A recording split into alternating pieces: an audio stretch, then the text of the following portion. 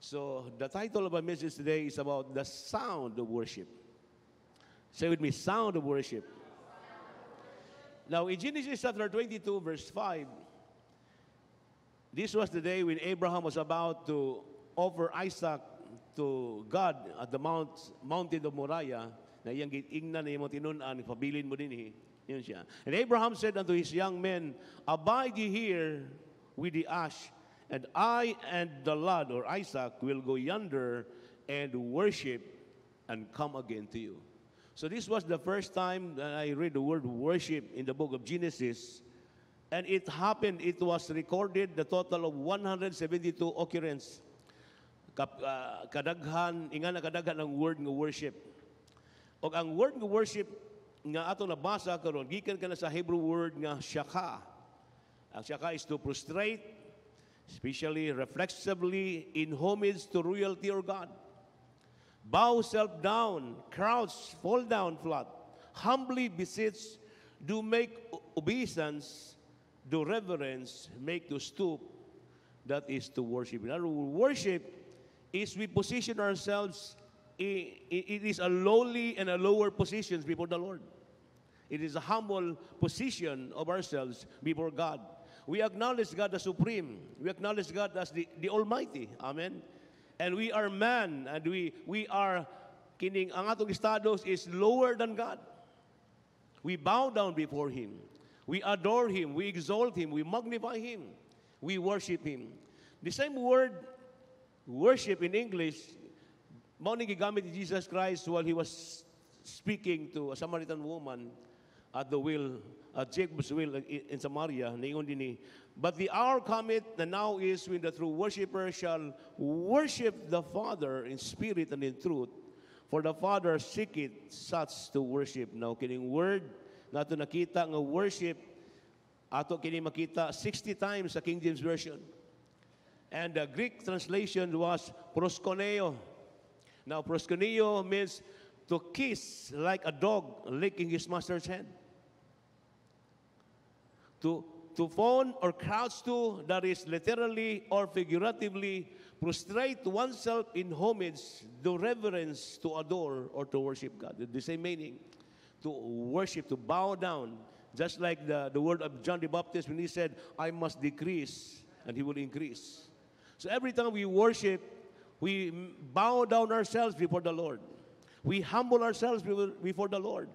We honor Him as the exalted one, the King of Kings and the Lord of Lords. That is how we worship God. We focus Him. He is our everything. Amen, mamigzoon. Now this is, kung imo tan-awon, this speaks so much about our posture, ang atong posisyon diha atubangan sa Ginoo. Pero atong tan-awon karon, how does worship looks like? How does worship sounds like? Now atong basahon sa Isaiah maigsoon, Isaiah chapter 6 verse 3, this is the vision of Isaiah. So he saw legions of angels worshiping God, exalting God. In Isaiah chapter 6 verse 3, when he said, and one cried unto another and said, holy, holy, holy is the Lord of hosts. The whole earth is full of His glory. So ato makita that worship looks like and sounds like, ang worship makes on dili ni siya hilom, dili ni siya murag wala lang diha. Worship is glorious. Worship is magnificent. Hello? Ang pagsimba usa kini ka mahimayaon, usa kini ka kusog nga tingog sa pagpadako sa Dios atong kinabuhi. Sa pagdeklarar sa atong paghigugma kaniya o pagdaig kaniya o pagsimba kaniya. So ang pagsimba, dili siya hilom. Ingna imong tapad palihog. Ang pagsimba, dili siya hilom. They cried unto another. Usa ka nga tingog no? These were the seraphims and the cherubims worshiping God in the beauty of His holiness, legions of angels. Kung naa ka dito, usa ka nindot nga sounds kini ang iyong madunggan sa pagsimba sa Ginoo. Now remember, Lucifer, the fallen angel, who became Satan. So wala pa siya nahimong Satanas, si Lucifer pa siya. Kita na ibalo that he was among the anointed cherub of God. Kaya mga cherubs, usan na siya sa mga, apila siya sa mga linya sa mga anghel, the seraphims, the cherubims, mga archangels, o pa niyang mga angels siya.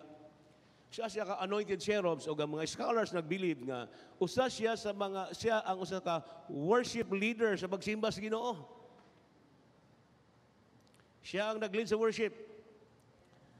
In Ezekiel chapter 28, verse 13, nag-ingon din Thou hast been in Eden, the garden of God.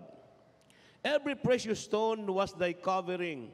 The sardius, the topaz, the diamond, the beryl, the onyx, the jasper, the sapphire, the emerald, the carbuncle, the gold, the workmanship of thy tabrets, and tabrets, in other words, tambourine or praying drum, and of the pipes that was prepared in thee in the day that was created. So when God created Lucifer as a worship leader angel, usa sa design niya kang Lucifer was a musical instrument. Tabrets. Muna siya tambourine. O muna siya kinibitang kaning frame ka drum, muna siya tambourine pero dako siya. Gunitan niya muna siya. Kaya gingon din the tabrets and of thy pipes was prepared in the day that was created. So, it was intentionally and purposely, gibutang sa Diyos kang Lucifer ang instrumento para sa pagsimba sa Ginoo. So, doon ay gibutang ang Diyos kang Lucifer nga instrumento para sa pagsimba sa Ginoo. Lang instrumento, mutingog yun na. Muna iyang giging sa Psalm 150, the psalmist David encouraged people, let us magnify the Lord, praise Him with the sounds of trumpets, praise Him with the sounds of the cymbals, of the drums, and the string instrument. We praise and worship God with all kind of instruments. Instruments were supposed to be used to worship God. Kaya kay ni-backslide man si Lucifer, ang ubang mga sound system, mga musical, wala na i-worship sa Ginoo. Iyan nagigamit sa pag-worship sa iya. Mabitaw nga, we need to be careful with singing secular songs. Kaya waka kamalo nga, ang mga lyrics ana is being inspired. No? It's a demonic, inspired siya, nga mo create og song, nga malunli ang tao, ma-depress ang tao, kadungog ang nagkantaha, maghikog na lang dayon. Pag kadungog ang nagkantaha, lonely na rin siya. Kaya naay mga demonic anointed songs. Pero ang mga kanta sa pagsimba sa Ginoo, gidihugan ka na sa Diyos para sa pagsimba kaniya. O kitab mo nga gipili sa Diyos, God created us to worship Him. O siya may tabo, kung dili ta nato gamiton ang atong paningog sa pagsimba sa Ginoo. Kinahanglan mahibaluta nga ang pagsimba dunay tingog. Ingnin tapat baliw ang pagsimba dunay tingog. Unsay mahitabo kung manimbat nga walay tingog? Gusto mo masayod?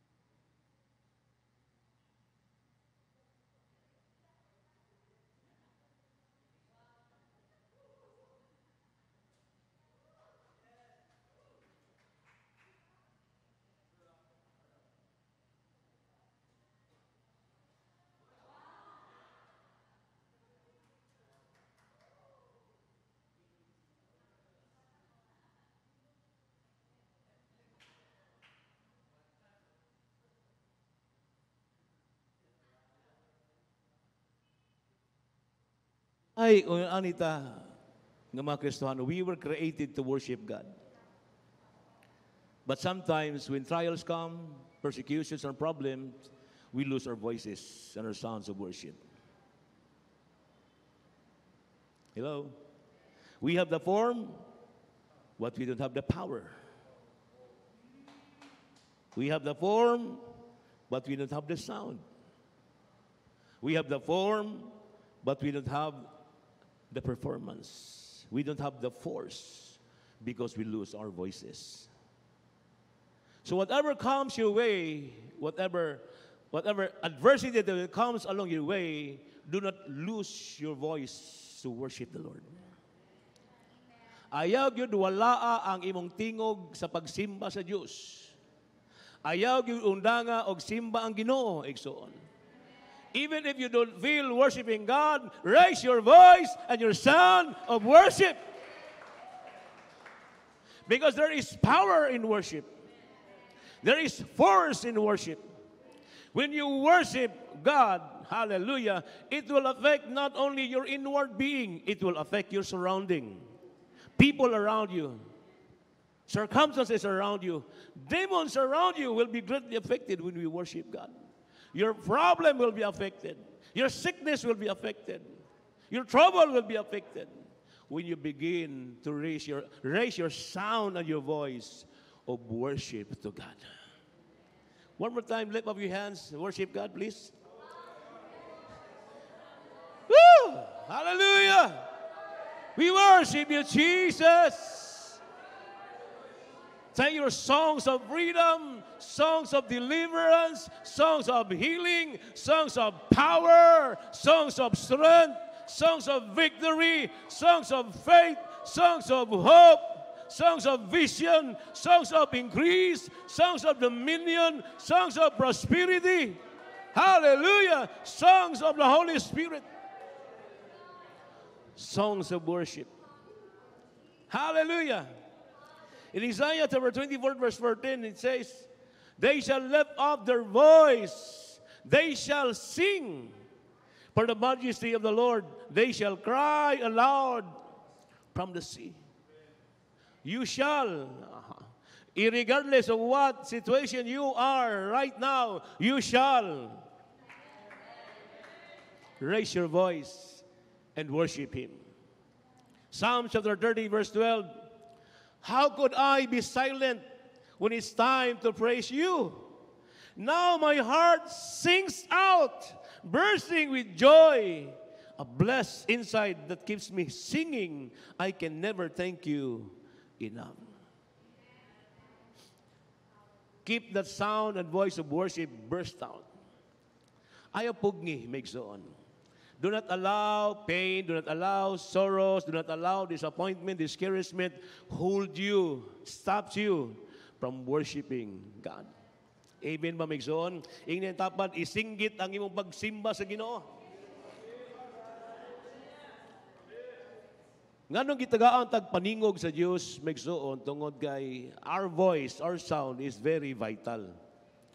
We need to be reminded that when God created the heavens and the earth, wala man siya magsinyas-sinyas lang. Ano, kahoy, isda, wala. He spoke the word. A voice came out from His mouth. Sounds came out from His mouth. And everything came into being. That's why the devil wanted to keep us silent. Nahibalo ang yawa makes so that every time you open up your mouth and worship God, miracles will happen. Healing will take place. Breakthroughs will begin to manifest in your life. That's why we need to be people of worship. Amen, makes on. Because your voice will produce comfort, things that you desire to happen in your life. Ang light, niabot ang light, nagsoon because of the voice. When God said, let there be light, and there was light. Let there be firmament, let there be seas and mountain, and everything we see and everything that exists, everything that came into being because of the voice, because of the sound, because of the Word of God. Now, gusto na ko mahibaluta ug mutuo ta sa pulong sa Dios that your sound and your voice of worship, when you worship God, you raise your voice and worship God, breakthrough will happen. Healing will take place. Our voice of worship, it precedes deliverance and freedom. Hello? Healing and restoration. Success and prosperity. Breakthrough and victory. Strength and power will come forth when you worship God. Amen. Faith and hope will come forth when we worship God. In Acts chapter 16, verse 25, this was Paul and Silas. This is very familiar. At midnight, Paul and Silas prayed and sung praises unto God. I sing praises to the Lord. Hallelujah. And God and the prisoners heard them. At midnight, say with me, midnight. Now, midnight, except sa atong modern days, sa mga dagong nga syudad karon kay wala na magoy adlaw gabi ang dagong syudad ron. Kaya sa mga syudad karon, let's make the night a day. Night and day and night. Pero normally, midnight, hilom yun ang mga tao. Kaya tingkatulog man na. At midnight is a time of silence. But at the time of silence, Paul and Silas worship the Lord. Naging niya, and they sang praises, kanang word nga praises, dili siya praises nga kanang mga Hebrew words nga mga yada, mga tuda nga musinggit o kusog nga konsa diha kini nga magsaya mo lukso-lukso. Ang meaning ani nga praise dia is humio. In other words, diha gibord ang word bitan nga hymnal, mga hymnal songs. For example, sa hymnal songs bitaw nga karaan na kani bitaw nga how great thou art, how great thou art. Then sings my soul, my Savior God. Manigikanta nila dito.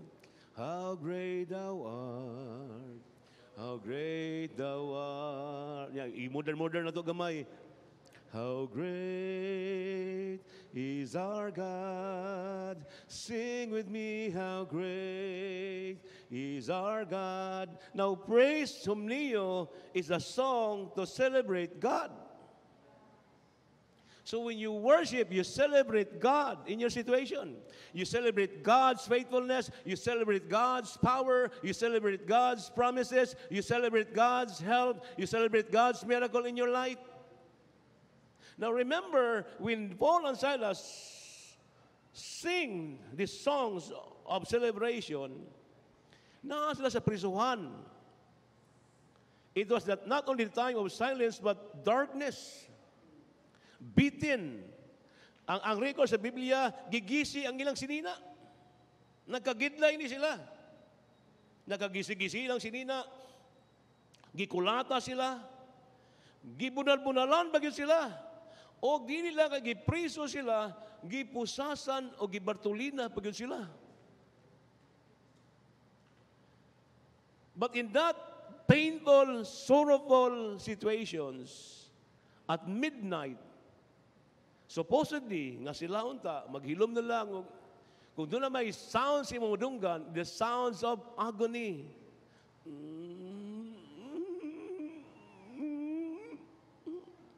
Usahay kita nga magkristohanon kung sakitan ganita, ang atong tingog ni guwas ang hunahuna kasi sa mga mga sounds of agony, sounds of sorrows, sounds of pain. But this is a very good example here that in every situation in your life, you can intentionally choose to worship God. Celebrate the Lord. You know what? Because when you raise your voice and sounds of worship to God, you celebrate God, it will shift your focus from your situation, from your problem, from your pain, from your trouble to God. Because when you worship God, you focus to God. When you worship God, you celebrate God's goodness. When you celebrate God's goodness, you will forget your problem. When you celebrate God's healing power, you will forget your sickness and your disease. Your focus will be shifted unto Jesus. Instead of focusing on what's going on in your life, when you worship Him and raise your voice to God, it will shift your attention, your focus, and your emotions to God, our healer, to God, our Savior, to God, our deliverer, to God, our way maker, miracle worker, promise keeper, light in the darkness. Hallelujah. Amen. Instead of looking down, you'll begin to look up when you begin to worship God. So the best solutions and decisions you're going to take when you don't know what to do is to worship Him. Amen. Kung naglibog ka, wala ko kasabot sa akong gibati karon, wala ko kasabot sa akong buhaton karon, wala ko kasabot sa akong asawa karon, wala ko kasabot sa akong bana karon, wala ko kasabot sa akong boss karon, wala ko kasabot sa akong kahimtang karon, wala ko kasabot sa akong kinabuhi karon. Ang pinakamaayo na buhaton, worship Him. Ingnay mo tapad, worship God. It will shift your focus to God. That is why, during the days of King Jehoshaphat, remember that they were attacked with 3 nations, Mount Seir, Ammon, and Moab, and they prayed and fasted. And the prophet spoke, no? God spoke to the prophet, gitagaan sila solusyon sa problema sa paghimo og worship team. Ang tapad worship team. Not just for the sake of putting into a marching order. Kaya sa una mo gumagira, na mo mga musician. Kaya noon ka magira-gira sa una, mga mag-flout. Dili na siya marching order ang giingon sa Ginoo kanila. Gusto sa Ginoo to shift their focus from their problems, from their trouble to God. Because when you begin to worship God, you will focus to God. You will celebrate God. You will celebrate His promises. You will celebrate His faithfulness. That is why instead of fear and doubt, as they march toward Tekoa, silang marsa, the Lord is good and His mercy endures forever. The Lord is good and His mercy endures forever. The Lord is good and His mercy endures forever. As they worship God, it shifted their affection, their emotions, and their focus from the problem towards God. And when they celebrate God and worship God, God responded. When you worship God, God will respond to you. Nakuna sila pag-abot nila dito, na sulbad na, kay nangamatay na ang ilang mga kontra. Hello? Muna siya ang gihatag sa Diyos sa kasimbahanan nga powerful weapon. Sahay makalimot na, we have the form, we don't have the power anymore. Because we thought worship is just part of the church services. No, worship is our lifestyle. Worship is the weapon that God has given to us to defeat the strongholds of the enemy, destroy the stronghold of the devil. Because when we worship, we celebrate God. When we celebrate God, we allow God to manifest Himself in your life and into your situation. Amen? Your voice of worship precedes suddenlies in your life. Mga sorpresa nga mahitabo sa imong kinabuhi, nga wala moabot sa imong nahuna, nga mahitabo kanimo when you begin and continually worship the Lord. God will do things that will surprise you, that will amaze you, that will make you stand in awe and in wonder. No, naman yung Diyos na ipagkitabo because you worship God. Sa diyang gisumba nilang Ginoo si Paul and Silas while they're worshiping God, instead of focusing sa ilang pain, sa ilang struggles, magmahal ito sila nga, saan naman nagwali ko sa pulong sa Ginoo, ingani ang reward ka na magwali sa Ginoo, ingani ang reward mga lagad sa Ginoo. Wala na nila buhata, they worship God. Amen? Sa diyang worship God, sa diya, and suddenly, Acts chapter 16, verse 26, suddenly, kanta bitan na Olivia Newton dyan, Pastor Tito, no? Check to ako? Suddenly, there was a great earthquake, so that the foundation of the prison were shaken, and immediately all the doors were opened, and everyone's bonds were loosed. Your suddenly, your suddenlies are just waiting for the release of your sounds of worship. Amen. Ang mga butang nga wala nimo nahuma, naghulat lang na, nga imong abrihan ang imong baba, kada adlaw magdaay ka sa Dios, kada adlaw magsimba ka sa Dios, bisag wala ka nakasabot ngano na, you worship God, you praise God, you celebrate God, you celebrate His faithfulness and His goodness, and suddenly, hallelujah, makurat na lang ka, kay doon himo ng Diyos imong kinabuhi, nga wala nimo dahuma. Hallelujah. Amen, mamigsoon. Because our voice of worship is so powerful that it can greatly affect and change our temporal conditions in life and situations. When we worship God, prison doors were opened. Amen, mamigsoon. From sadness to gladness. From nothing to something. From pain to gain. Why? Because they choose to worship God instead of yielding to the pain, yielding to the kanibitawng agony, frustrations, abandonment, rejection nga ingana. Imbes nga mo yield sila dito, they lift up their voices. Voices na gito, kaya ang ilang hands, pusasan man. Pero wala pusasi ang ilang mga baba. How great is our God.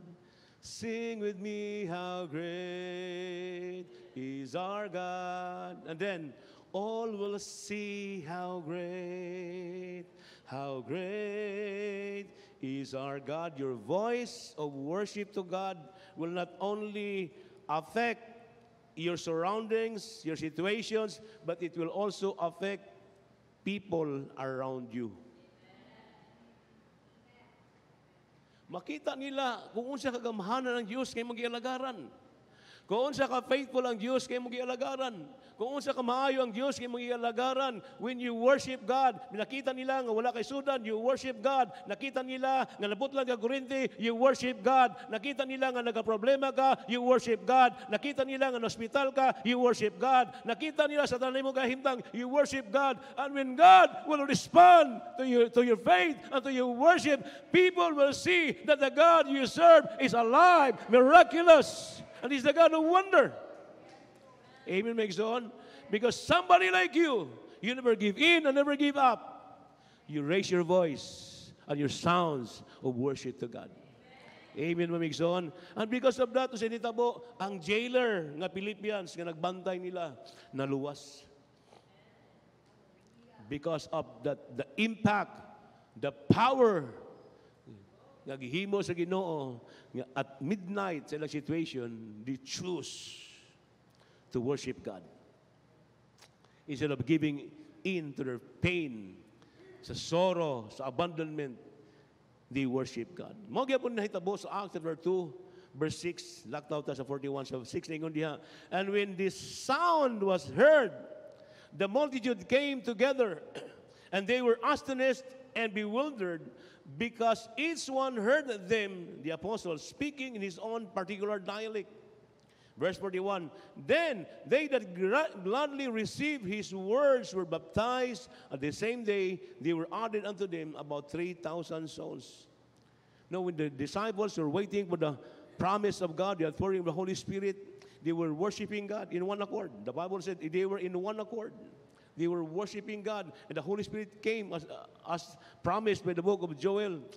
Grabe lang simba sa Ginoo, nga dili lang kay nakadungog ang doon nga silingan, hasta ang tibuok syudad nakadungog sa tingog sa ilang pagsimba sa Ginoo. Mga tao nga nagbuyo, nga lain-lain yung mga rasa from different nations and races and different times, they came around because they heard the voice of their worship. 50 days na gikan sa pagabanaw sa atong Ginoo. Grabe lang daig sa Ginoo, simba sa Ginoo. O ang resulta sa ilang pagtapog, when Peter stood up and preached the gospel, 3,000 souls were saved. The suddenlies and the power that God can produce, God can respond when we worship Him in all circumstances of our lives. Di lang na ito siya simbahon kung nangang tagwarta. Di lang na ito siya simbahon kung bagugang sinina. Di lang na ito siya simbahon nga, di sa kumusimba, kaya daan ako sapatos. Dili man ang sapatos ang dawaton sa Diyos ng iyong pagsimba. Ang imong kasing-kasing o ang imong paghugyaw sa imong tingog, ngayon ka dalay ko ng Diyos, simbahon ka, Ginoo, maayo ka, kaayo ka nako, makasasala ko, pinimo kong gipasaylo, sa diyang na problema ko, wala ko nimo pasagdi, nagmasikiton ko, imo kong giayo, sa diyang gisangpit ko ikaw, gitubag mo ako, gisimba ko ikaw, Ginoo. Amen, mamigson? Sa diyang ilang gisimba, o katong simaw ng Ginoo, God will respond to your worship.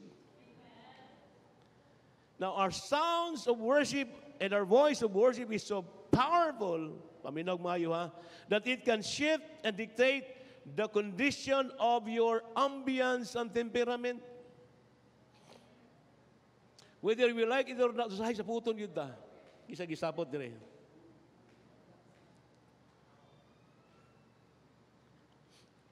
Dili lagi sa puton ta, usahay, way lami isimba, tinood. Tugan lang mo sinuod, good kay mga honest man ta dinhi. Why gyud lami ibasa sa bulos Ginoo sa di ka kasabot sa puton ka, di ka ganahan sa imong asawa, di ka ganahan sa imong bana.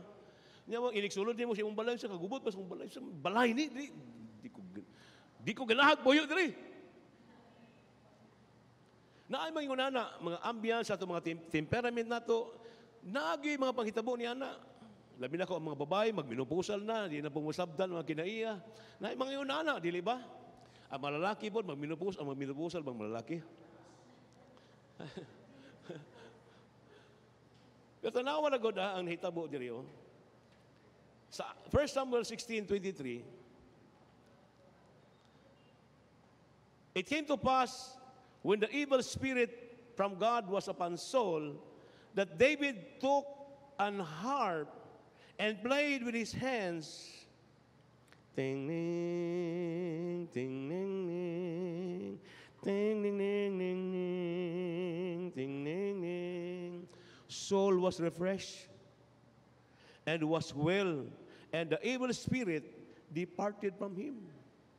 Nagi mga tormenting spirit, na mga tormenting demons bitaw nga i-torment ka, pasaputon ka, palaguton ka, paluyahon ka, ipa-discourage ka, tagaan kanyang kalibog, walay gana mag-ampo, walay gana magsimba. But when you just choose to worship God and raise your voice to worship the Lord, all those demonic assaults and attack against you, they will all depart away from you.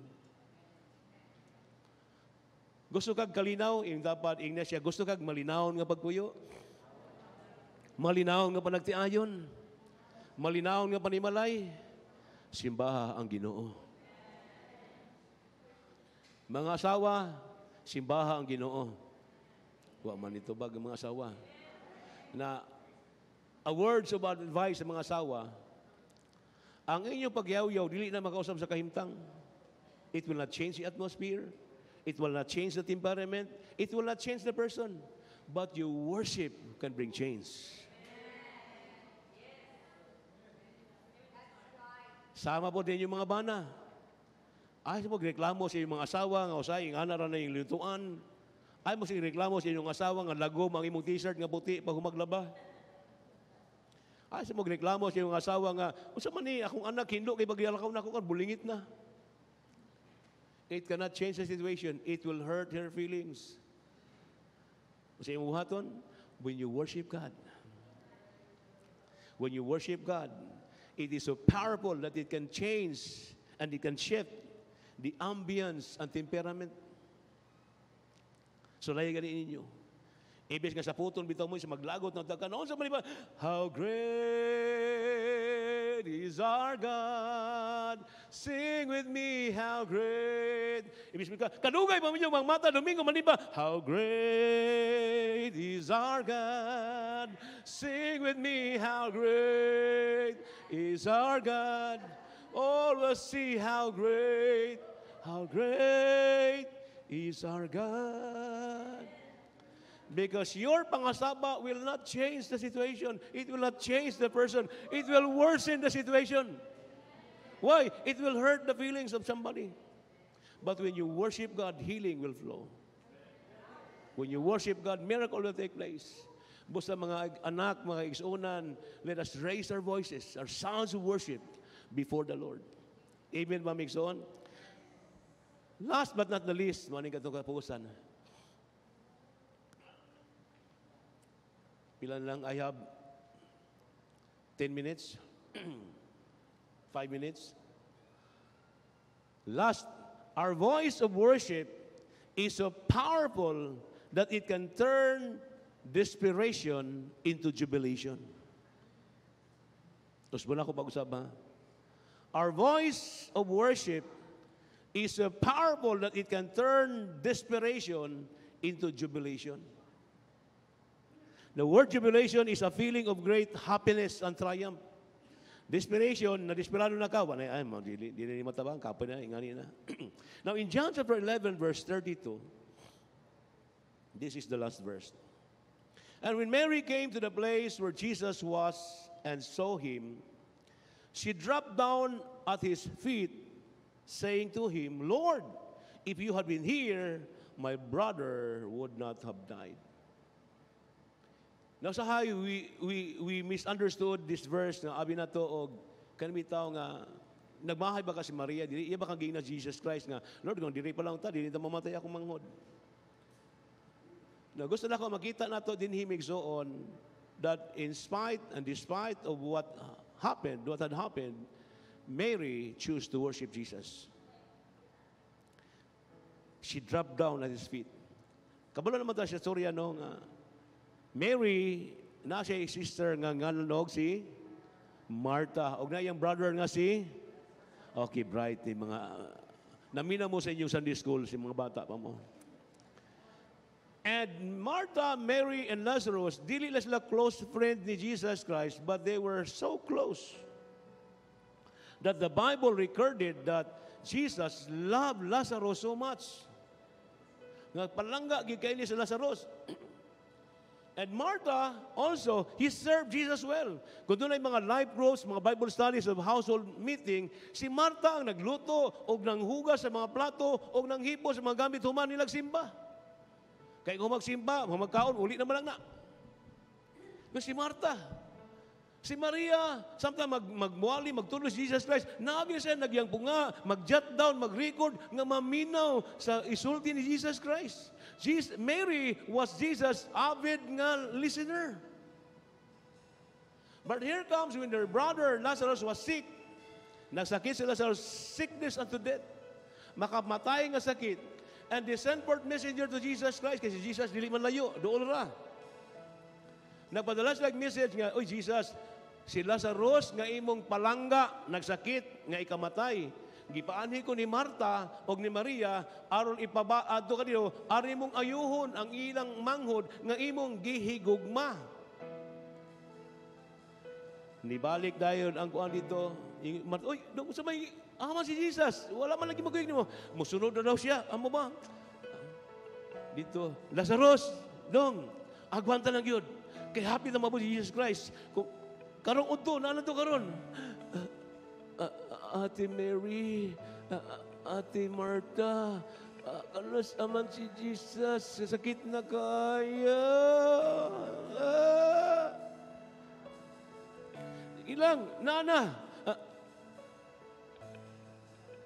Alas 12 sa udto, alas 3 sa hapon, nagabiin na lang, walay Jesus nga niabot.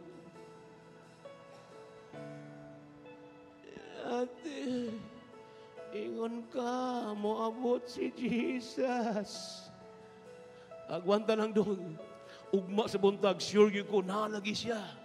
Palangga man taniya, di ba nagingon siya? Gihigugma taniya. Di taniya pasagdan, di taniya biyaan dong. At imanon taniya, ayun taniya. Maoba, sigitin. Pagkabuntag, namintana si Martha si Maria, tanaw, wala gyapon Jesus nga niabot. Naabuatan na lang udto, wala gyapon Jesus nga niabot.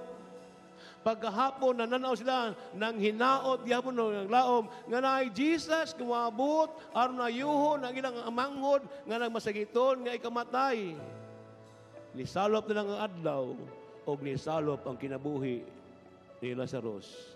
Lazarus died. There was no Jesus who came.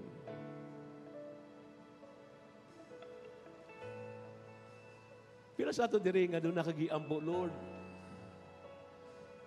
We quote verses, promises, Lord, you said, mauni mo giingon, but there was no manifestation.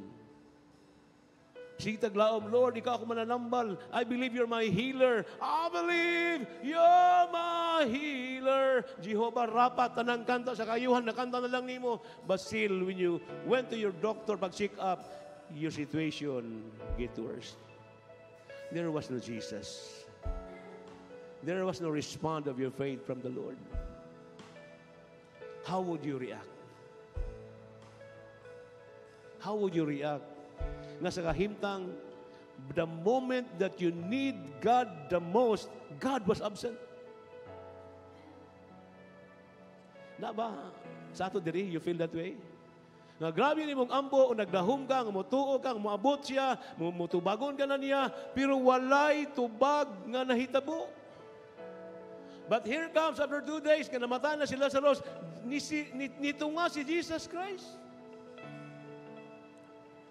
Kung ikaw si Martha si Maria, kung sa imong isulti kang Jesus Christ nga kusog na baka mukaon sa diyang mag-Bible study na dinhi, magdala pag ikaw mga disciples nga kusog kung mukaon, pero wag gid mi reklamo pagkaon yung tanan.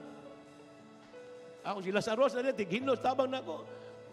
Pero pag-abot ni Jesus Christ, o sige himo ni Mary, Mary knelt down and worshiped Jesus Christ.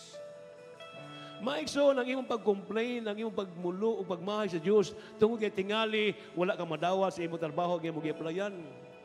Tingali, nahibulong ka, pag-eskwela nimo, ang imong mga classmate, nga way simba-simba, nakapasar, pero na ikaw nga nagsimba, nakay-subject nga nabagsak. Tingali, naay mabutang, napahitabo sa imong kinabuhi, sa imong panagtiayon, pamilya, nga nagtinguha ka, nga onda, mo bisitas si Jesus, aron ayuhon ka, aron panalanginan ka, pero murag, walay nahitabo. Nga tungod niya na, usahay magmahay ta, usahay mag-uul ta, pero si Maria, sa iyang gibuhat niya, wala siya magmahay sa Ginoo. Wala siya magmulo sa Ginoo.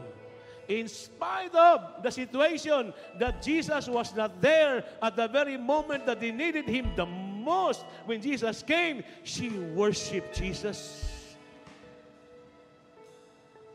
Hallelujah. And you know what? Because she worshiped Jesus in spite of the feeling of rejections and the feeling of abandonment, Jesus turned her desperation into jubilation. Mao di ay nga wala mo tunga si Jesus Christ, even in some latter parts nagiyon siya gituyog yun diya nga dili mo tunga. Dahil mga kahimtang sa itong kinabuhi nga dili na sulagma, gituyog yun na sa Diyos nga matabo sa imong kinabuhi, because God has something greater in His mind for you. Human na itong hitabua sa dinito nga si Jesus Christ, and ang respond ni Mary, wala siya magmahay, wala siya mangluod. She worship Him. Hallelujah!